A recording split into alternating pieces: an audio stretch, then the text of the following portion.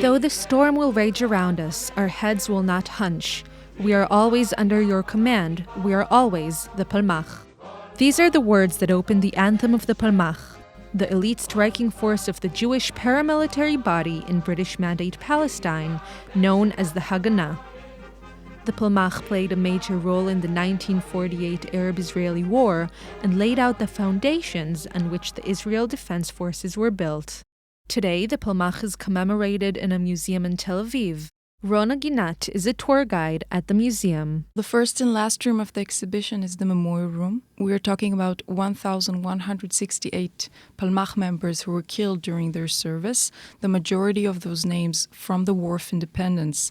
And it's something that goes along with them throughout the years. They still remember and talk about their friends, even though they're at their 80s today. And it's something that as young men and women, it was a very hard experience to lose so many friends. Retired Major General Elad Peled was a squad commander in the Palmach and a commanding officer in one of the battles of the war. This was the ultimate test of the meaning of Zionism. The War of Independence practically was run by very, very young people. The acting chief of staff, Yadin, was 33. Igal Alon, the commander of the Palmach, and I think the hero of the War of Independence, was 30. Yitzhak Rabin, 25. I was 20. The Palmach was founded by the Haganah in 1941. The British supported the initiative and funded training for its volunteers to protect Palestine from a possible Nazi invasion. When the Germans were defeated by the Allied forces in Egypt, the Nazis were no longer a threat to Palestine, and the British ordered the dismantling of the organization. Instead, the Palmach went underground.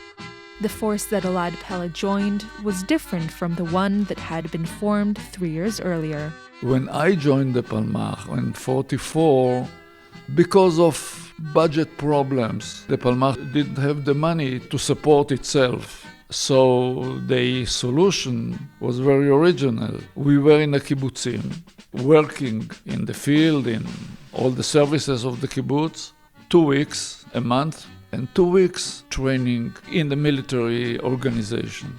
In light of the arrangement with the kibbutzim, the Palmach now represented a new socialist way of life. A third of its soldiers were women, and among them was Zimra, who would become Peled's wife. Zimra volunteered to the Palmach, and that's where we met. I was already a squad commander, almost a general. Her most, I think, important and significant contribution was the tour that she made almost every day of the convoys, trying to provide supply to besieged Jerusalem. When I was wounded in Safad, this was 5 days before the great invasion of the Arab armies. So they evacuated hospitals, preparing beds for the next shift of wounded. And I wrote to the family Flex, parents of Zimra Flex. I am wounded. I am led to a hospital near Tel Aviv. And next morning she came to Tel Aviv. And 2 weeks later we married on June 18th, 1948. היו זמנים, אז במשלט ישבנו. היו זמנים, לחמנו ואהבנו. In the few years preceding the outbreak of the Arab-Israeli War of 1948, the British blocked Jewish immigration into Palestine. It was the Palmach who smuggled Jewish refugees and Holocaust survivors into the country and freed more than 200 illegal immigrants from the British-run Atlit detention camp. They also founded new Hebrew settlements and fought the local Arabs and British authorities. Violent guerrilla attacks were launched against British police stations, bridges, boats, and railways.